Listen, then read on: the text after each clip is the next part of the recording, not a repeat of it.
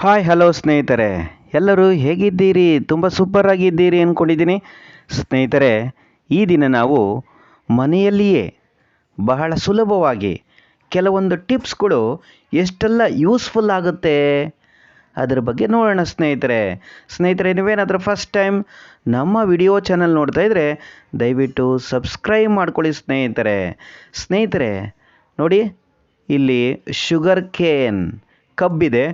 ಕಬ್ಬಿದ್ದಾಗ ಕಬ್ಬಿನಿಂದ ಕಬ್ಬನ್ನು ತಿಂದು ಸಿಪ್ಪೆಯನ್ನು ಹಾಕಿದಾಗ ಇರುವೆಗಳು ಮುತ್ಕೊತಾ ಇದ್ದಾವೆ. ಹಾಗೆ ನೀವು ಅಡುಗೆ ಮನೆಯಲ್ಲಿ ಸಕ್ಕರೆ ಡಬ್ಬವನ್ನು ಇಟ್ಟಾಗ ಈ ರೀತಿ ಇರುವೆಗಳು ಸಕ್ಕರೆಯನ್ನು ಸ್ವೀಟನ್ನು ಅಟ್ಯಾಕ್ ಮಾಡ್ತವೆ. ಇದಕ್ಕೆ ಸುಲಭವಾಗಿ ಇರುವೆಗಳು ನಮ್ಮ ಸಕ್ಕರೆ ಡಬ್ಬಕ್ಕೆ ಹೋಗಬಾರ್ದು. ಹಾಗೆ ನಾವೇನಾದರೂ ಸ್ವೀಟ್ ಬಾಕ್ಸನ್ನು ತಂದಿರ್ತೀವಿ, ಅದಕ್ಕೆ ಇರುವೆಗಳು ಹೋಗಬಾರ್ದು ಅಂದರೆ ಯಾವುದಂತೂ ಬಹಳ ಈಸಿಯಾಗಿ ಮನೆಯಲ್ಲಿಯೇ ಯಾವ ರೀತಿ ಒಂದು ಯೂಸ್ಫುಲ್ ಆದಂಥ ಟಿಪ್ಸ್ ಇದೆ ನೋಡೋಣ ಸ್ನೇಹಿತರೆ ನೋಡಿ, ಇಲ್ಲಿ ನೋಡ್ತಾ ಇದ್ದಾರೆ ನೀವು, ಇರುವೆಗಳು ಸಹ ನಿಮಗೆ ಕಾಣಿಸ್ತಾ ಇದ್ದಾವೆ. ಶುಗರ್ ಕೇನ್ ಮೇಲೆ ಇರುವೆಗಳು ಅಟ್ಯಾಕ್ ಮಾಡ್ತಾ ಇದ್ದಾವೆ, ಬರ್ತಾ ಇದ್ದಾವೆ, ಕೂತ್ಕೊತಾ ಇದ್ದಾವೆ. ಸಿಹಿ ಎಲ್ಲಿರುತ್ತೋ ಅಲ್ಲಿ ಇರುವೆಗಳು ಬರ್ತವೆ. ಆ ಇರುವೆಗಳನ್ನು ನಾವು ಬರದ ಹಾಗೆ ತಡೆಗಟ್ಟುವ ಸುಲಭವಾದ ಅತ್ಯಂತ ಸರಳವಾದದ್ದು ಸ್ನೇಹಿತರೆ. ನೀವು ಮೊದಲಿಗೆ ಏನು ಮಾಡ್ಬೋದು ನೋಡಿ, ಈಗ ನಾನು ಸಕ್ಕರೆ ಡಬ್ಬವನ್ನು ತೋರಿಸ್ತಾ ಇದ್ದೀನಿ. ಹಾಗೆ ಇಲ್ಲಿ ದೇವರ ಮನೆಯಲ್ಲಿರುವಂಥ ಕರ್ಪೂರ ಸ್ನೇಹಿತರೆ ನೋಡ್ತಾ ಇದ್ದೀರಾ, ಕರ್ಪೂರವನ್ನು ತಗೊಂಡಿದ್ದೀವಿ. ಈ ಕರ್ಪೂರವನ್ನು ಒಂದನ್ನು ತಗೊಂಡು ಸ್ವಲ್ಪ ಪೌಡ್ರ್ ಮಾಡ್ಕೊಳ್ಳೋಣ ಸ್ನೇಹಿತರೆ. ಪೌಡ್ರನ್ನು ಮಾಡಿಕೊಂಡು ಅದನ್ನು ಒಂದು ಬಟ್ಟಲಿನ ನೀರಿಗೆ ಹಾಕೋಣ. ನೋಡಿ, ಈಗ ಒಂದು ಕರ್ಪೂರವನ್ನು ತಗೊಂಡಿದ್ದೀವಿ. ಕರ್ಪೂರವನ್ನು ಒಂದು ಕೋಲಿಂದ ಕುಟ್ಟಿ ಅದನ್ನು ನೀಟಾಗಿ ಪುಡಿಯನ್ನು ಮಾಡ್ಕೊಳ್ಳೋಣ. ಇದು ದೇವರ ಮನೆಗಳಲ್ಲಿ ಎಲ್ಲರ ಮನೆಯಲ್ಲೂ ನಾವು ಕರ್ಪೂರವನ್ನು ಇಟ್ಟೇ ಇರ್ತೀವಿ. ನೋಡಿ, ಈ ರೀತಿಯಲ್ಲಿ ಕರ್ಪೂರವನ್ನು ಸ್ವಲ್ಪ ಪುಡಿ ಮಾಡ್ಕೊಳ್ಳೋಣ. ಪುಡಿ ಮಾಡಿಕೊಂಡು ನಾವೇನು ಮಾಡೋಣ, ಒಂದು ಬಟ್ಟಲಲ್ಲಿ ಸ್ವಲ್ಪ ನೀರನ್ನು ತಗೊಂಡು ಈ ಒಂದು ಪೌಡ್ರನ್ನು ಆ ನೀರಿನ ಬಟ್ಟಲಿನ ಒಳಕ್ಕೆ ಹಾಕೋಣ. ಈ ಕರ್ಪೂರದ ಪುಡಿಯನ್ನು ನೀರಿನ ಬಟ್ಟಲಿನಲ್ಲಿ ಹಾಕೋಣ. ಈಗ ಹಾಕ್ಕೊಂಡು ಒಂದು ಹತ್ತಿಯನ್ನು ತೆಗೆದುಕೊಂಡು ಆ ಸಕ್ಕರೆ ಡಬ್ಬದ ಸುತ್ತಲೂ ಈ ರೀತಿ ನೋಡ್ತಾ ಇದ್ದೀರಾ, ಅದನ್ನು ಹಾಕ್ಕೊಂಡು ಒಂದು ಹತ್ತಿಯನ್ನು ತಗೊಂಡು ಆ ನೀರಿನಲ್ಲಿ ಏನು ಮಿಕ್ಸ್ ಆಗಿರುತ್ತೆ ಅದನ್ನು, ಆ ದ್ರಾವಣವನ್ನು ನಾವೇನು ಮಾಡಬೇಕು, ಆ ಸಕ್ಕರೆಯ ಡಬ್ಬದ ಸುತ್ತಲೂ ಒಂದು ಸಲ ನೀಟಾಗಿ ಒರೆಸ್ಕೊಂಡ್ರೆ ಸಾಕಾಗುತ್ತೆ. ನಿಮಗೆ ಇರುವೆಗಳು ಸಕ್ಕರೆ ಡಬ್ಬಕ್ಕೆ ಬರೋದೇ ಇಲ್ಲ. ನೋಡಿ, ಈ ರೀತಿ ಒಂದು ದ್ರಾವಣ ಅಂದರೆ ಕರ್ಪೂರದ ದ್ರಾವಣವನ್ನು ನಾವೀಗ ರೆಡಿ ಮಾಡ್ಕೊತಾ ಇದ್ದೀವಿ ಸ್ನೇಹಿತರೆ. ಪ್ರಯೋಗ ಮಾಡೋಕ್ಕೆ ಹೊರಟಿದ್ದೇವೆ ನಾವು. ಈಗ ಶುಗರ್ ಕೇನನ್ನು ಪೇಪರ್ ಮೇಲೆ ಇಟ್ಟಿದ್ದೀವಿ.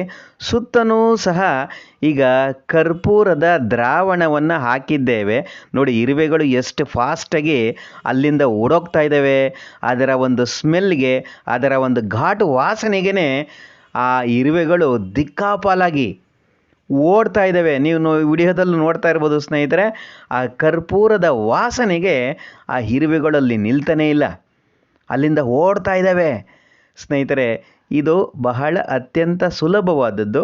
ಮನೆಯಲ್ಲಿಯೇ ಈ ಒಂದು ಕರ್ಪೂರವನ್ನು ಈ ರೀತಿಯಲ್ಲಿ ನಾವು ಪುಡಿ ಮಾಡಿ ಒಂದು ನೀರಿನಲ್ಲಿ ಕಲಿಸ್ಕೊಂಡು, ನೀವು ಸಕ್ಕರೆ ಡಬ್ಬಕ್ಕಿರ್ಬೋದು, ಸ್ವೀಟ್ ಬಾಕ್ಸ್ ಇರ್ಬೋದು, ಅದರ ಸುತ್ತಲೂ ಅದರ ದ್ರಾವಣವನ್ನು ನೀವು ನೀರಿನಲ್ಲಿ ಹದ್ಕೊಂಡು ನೀಟಾಗಿ ಬಳಿದ್ಬಿಟ್ರೆ ಒಂದು ರೌಂಡು ಏನಾಗುತ್ತೆ, ಇರುವೆಗಳು ಹತ್ತಿರನೇ ಬರೋದಿಲ್ಲ. ನೋಡಿ, ಈಗ ಪ್ರಯೋಗ ಮಾಡ್ತಾ ಇದ್ದೀವಿ ಸ್ನೇಹಿತರೆ. ನಾವು ಆ ಪೇಪರ್ ಮೇಲೆ ನಾವು ಏನು ಬಳಿದಿದ್ದೇವೆ, ಆ ಒಂದು ಕರ್ಪೂರದ ದ್ರಾವಣವನ್ನು ಬಳಿದಿದ್ದೇವೆ. ಈಗ ಅಲ್ಲಿದ್ದಂಥ ಇರುವೆಗಳೆಲ್ಲ ಓಡ್ತಾ ಇದ್ದಾವೆ ಆಚೆಗಡೆ. ನೋಡಿ ಸ್ನೇಹಿತರೆ, ನಿಮ್ಮ ಮನೆಯಲ್ಲಿ ತುಳಸಿ ಗಿಡ ಹಾಕ್ಕೊಂಡಿರ್ತೀರ, ಪಾಟಲ್ಲಿ ಇಟ್ಕೊಂಡಿರ್ತೀರ. ಕೆಲವೊಮ್ಮೆ ಇರುವೆಗಳು ಅಟ್ಯಾಕ್ ಮಾಡಿಬಿಡ್ತವೆ. ಇರುವೆಗಳೆಲ್ಲ ಸುತ್ಕೊತಾ ಇರ್ತವೆ, ಇರುವೆಗಳೆಲ್ಲ ಗೂಡು ಮಾಡ್ಕೊಂಬಿಡ್ತವೆ. ಇರುವೆಗಳೆಲ್ಲ ಬೇರೆ ಬೇರೆ ಇರುವೆ ಜಾತಿಗಳೆಲ್ಲ ಬಂದು ಏನಾಗ್ತಾ ಇರುತ್ತೆ, ಆ ಪಾಟನ್ನು ಸುತ್ತುವರಿತಾ ಇರ್ತವೆ, ಆ ಗಿಡಕ್ಕೆ ತೊಂದರೆಯನ್ನು ಕೊಡ್ತಾ ಇರ್ತವೆ, ಗೂಡನ್ನು ಕಟ್ಕೊತಾ ಇರ್ತವೆ. ಅದಕ್ಕೋಸ್ಕರ ನಾವೇನು ಮಾಡೋಣ, ಈಗ ತೋರಿಸ್ತಾ ಇದ್ದೀನಲ್ಲ, ಈ ಕರ್ಪೂರದ ಈ ಒಂದು ದ್ರಾವಣವನ್ನು ಆ ಪಾಟಿನ ಸುತ್ತಲೂ ಸಹ ನೀವು ಒಂದು ರೌಂಡ್ ಈ ರೀತಿ ಬಳಿದ್ರೆ ಸಾಕು ಸ್ನೇಹಿತರೆ. ನೋಡಿ, ಈ ರೀತಿ ನೀಟಾಗಿ ಬಳೆದುಬಿಟ್ರೆ ಅಲ್ಲಿ ಇರುವೆಗಳಾಗಲಿ ಬೇರೆ ಬೇರೆ ಕೀಟಗಳು ಸಹ ಸುಳಿಯೋದಿಲ್ಲ, ಅಲ್ಲಿಂದ ದೂರ ಓಡೋಗ್ತಾವೆ. ಈ ಒಂದು ಘಾಟು ವಾಸನೆ, ಅದರ ಸ್ಮೆಲ್ಗೆ ಆ ಇರುವೆಗಳು ಅಲ್ಲಿ ನಿಲ್ಲೋದಿಲ್ಲ. ನಿಮಗೆ ತೋರಿಸ್ತಾ ಇದ್ದೀವಿ. ಈ ರೀತಿ ದ್ರಾವಣವನ್ನು, ಕರ್ಪೂರದ ದ್ರಾವಣವನ್ನು ಮಾಡಿಕೊಂಡು ಎಲ್ಲಿ ನೋಡಿ, ಈಗ ಇಲ್ಲೊಂದು ಇರುವೆಯನ್ನು ತೋರಿಸ್ತಾ ಇದ್ದೀವಿ ನಿಮಗೆ. ಆ ದ್ರಾವಣವನ್ನು ಬಳಿದ ತಕ್ಷಣ ಅವು ಅಲ್ಲಿಂದ ಓಡೋಗ್ತಾ ಇದ್ದಾವೆ. ವಿಡಿಯೋದಲ್ಲೂ ಸ್ವತಃ ನೋಡ್ತಾ ಇದ್ದೀರಿ ಈ ಒಂದು ಪ್ರಯೋಗವನ್ನು. ಕರ್ಪೂರದ ವಾಸನೆಗೆ ಇರುವೆಗಳು ಸಹ ದೂರ ಹೋಗ್ತಾ ಇದ್ದಾವೆ. ಸ್ನೇಹಿತರೆ, ಈ ರೀತಿ ನಮ್ಮ ಗಿಡಗಳನ್ನು, ಹಾಗೆ ಪಾಟ್ಗಳಲ್ಲಿ ಇರುವೆಗಳು ಏನು ಗೂಡನ್ನೇ ಕಟ್ಕೊಂಡ್ಬಿಡ್ತವೆ, ಮತ್ತು ಮನೆಯಲ್ಲೆಲ್ಲ ಇರುವೆಗಳು ಹರಿತಾ ಇರ್ತವೆ. ಈ ರೀತಿ ನೀವು ಕರ್ಪೂರದ ದ್ರಾವಣವನ್ನು ಒಂದು ಬಕೆಟಲ್ಲಿ ಒಂದು 2-3 ಕರ್ಪೂರವನ್ನು ಪೌಡ್ರ್ ಮಾಡಿ ಹಾಕ್ಕೊಂಡು ನೀಟಾಗಿ ಮನೆಯೆಲ್ಲ ಒರೆಸ್ಬಿಟ್ರೂ ಸಹ ಇರುವೆಗಳು, ಕೀಟಗಳು ಆ ನೆಲದಲ್ಲಿ ಸುಳಿಯೋದಿಲ್ಲ ಸ್ನೇಹಿತರೆ. ಈಗ ನೋಡ್ತೋ, ನೆಲದಲ್ಲಿ ಎಷ್ಟೆಲ್ಲ ಇರುವೆಗಳು ಹರಿತಾ ಇದ್ದಾವೆ. ನಾವು ಕಬ್ಬನ್ನು ತಿಂದಾಗ ಅಲ್ಲಿ ಸಿಹಿ ಎಲ್ಲ ಬಿದ್ದಿತ್ತು, ಇರುವೆಗಳು ನೋಡಿ ಸ್ನೇಹಿತರೆ ತುಂಬ ಓಡಾಡ್ತಾ ಇದ್ದಾವೆ.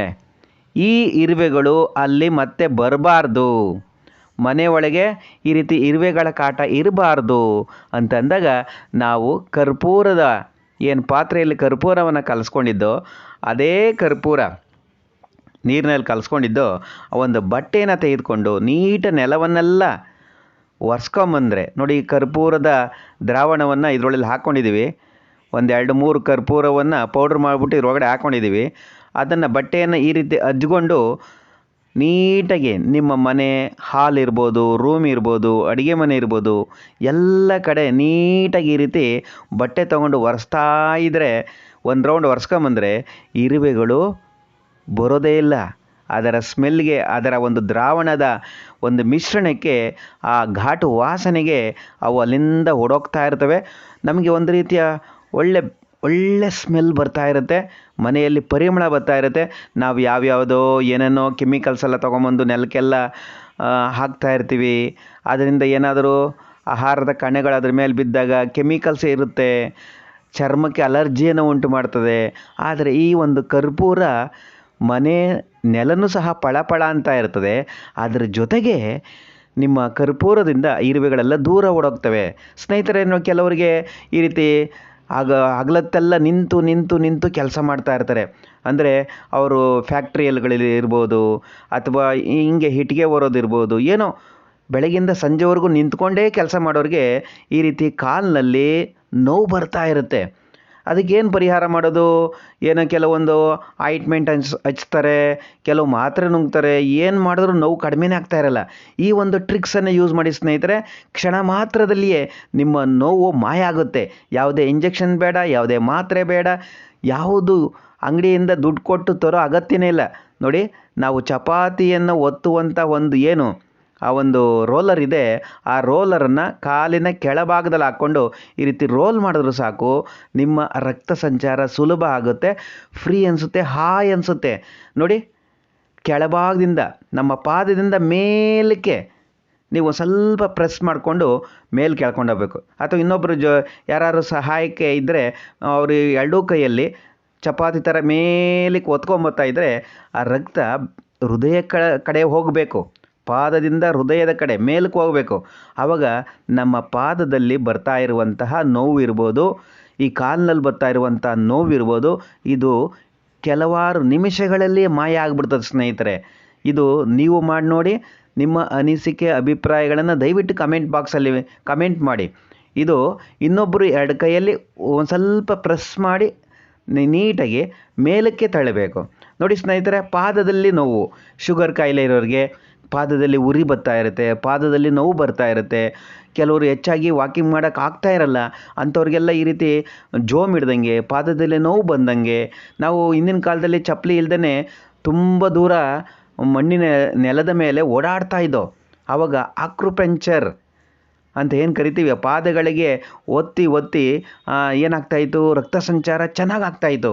ಈಗ ನಾವು ಶೂ ಹಾಕ್ಕೊಂತೀವಿ, ಚಪ್ಪಲಿ ಹಾಕ್ಕೊಂತೀವಿ, ಟೈಲ್ಸ್ ಕಲ್ ಮೇಲೆ ಓಡಾಡ್ತಿರ್ತೀವಿ, ಪಾದಗಳಿಗೆ ಒಳ್ಳೆ ವ್ಯಾಯಾಮ ಸಿಗ್ತಾ ಇರಲ್ಲ. ಆ ಪ್ರೆಷರಿಂಗ್ ಪಾಯಿಂಟ್ಗಳೆಲ್ಲ ಹಾಗೆ ಜಡ್ಡಿಡ್ದೋಗಿರ್ತವೆ. ಅಂಥದಕ್ಕೆ ನೋಡಿ ಇದೊಂದು ರೋಲರು ನಿಮಗೆ ತುಂಬಾ ಸಹಾಯ ಮಾಡ್ತದೆ ಸ್ನೇಹಿತರೆ. ಈ ರೀತಿ ನಾವು ಹಳೇ ಒಂದು ಚಪಾತಿ ರೋಲರನ್ನು ಇಟ್ಕೊಂಡ್ರೆ ನೋಡಿ ಈ ಪಾದಗಳಿಗೆ ಹಾಯ್ ಅನಿಸುತ್ತೆ, ರಕ್ತ ಸಂಚಾರ ಸುಲಭ ಆಗುತ್ತೆ. ಸ್ನೇಹಿತರೆ, ಮುಂದಿನ ಟಿಪ್ಸ್ಗೆ ಹೋಗೋಣ. ನೋಡಿ, ಸಕ್ಕರೆಯನ್ನು ಹಾಕಬೇಕಾದಾಗ ನೋಡಿ ಸಕ್ಕರೆ ಎಲ್ಲ ಚೆಲ್ಲೋಗ್ತಾ ಇರುತ್ತೆ, ಸಕ್ಕರೆ ಎಲ್ಲ ನೆಲಕ್ಕೆ ಬೀಳ್ತಾ ಇರುತ್ತೆ. ಇದಕ್ಕೆ ಒಂದು ಸರಳವಾದ ಉಪಾಯ ಇದೆ ಸ್ನೇಹಿತರೆ. ಆ ಒಂದು ಸರಳವಾದ ಟಿಪ್ಸ್ ಏನಿದೆ ನೋಡೋಣ. ನೋಡಿ, ಅಗಲವಾದ ಪಾತ್ರೆಯಿಂದ ನಾವು ಈ ರೀತಿ ಸಕ್ಕರೆಯನ್ನು ಹಾಕ್ತಾ ಹೋದಾಗ, ಚಿಕ್ಕ ಜಾಡಿಗೆ ಹಾಕ್ತಾ ಹೋದಾಗ, ಚಿಕ್ಕ ಸೀಸಿಗೆ ನಾವು ಸಕ್ಕರೆಯನ್ನು ಅಥವಾ ಉಪ್ಪನ್ನು ಈ ರೀತಿ ಹಾಕಬೇಕಾದಾಗ ಏನಾಗುತ್ತೆ, ಈ ರೀತಿ ಚೆಲ್ಲೋಗ್ತಾ ಇರುತ್ತೆ. ಇದಕ್ಕೆ ಬಹಳ ಸರಳವಾದದ್ದು ನೋಡಿ, ನಾವು ಕಡಲೆಪುರಿ ಹಾಕ್ಕೊಡ್ತಾರಲ್ಲ, ಆ ರೀತಿ ಈ ರೀತಿ ಒಂದು ಪೇಪರಲ್ಲಿ, ಮಾಮೂಲಿ ಪೇಪರಲ್ಲಿ ಈ ರೀತಿ ಮಾಡಿಕೊಂಡು ಕೆಳಭಾಗದಲ್ಲಿ ಒಂದು ಸ್ವಲ್ಪ ಕತ್ತರಿಯಿಂದ ಹೋಲ್ ಆಗೋ ರೀತಿಯಲ್ಲಿ ಅಗಲವಾಗಿ ಕಟ್ ಮಾಡಿಕೊಂಡು ಈ ರೀತಿ ಇಟ್ಕೊಂಡು ಮೇಲಿಂದ ಸಕ್ಕರೆಯನ್ನು ಹಾಕ್ತಾ ಇದ್ದಾಗ ಸಕ್ಕರೆ ಒಂದು ಕಾಳು ಸಹ ಚೆಲ್ಲೋಗೋದಿಲ್ಲ ಸ್ನೇಹಿತರೆ.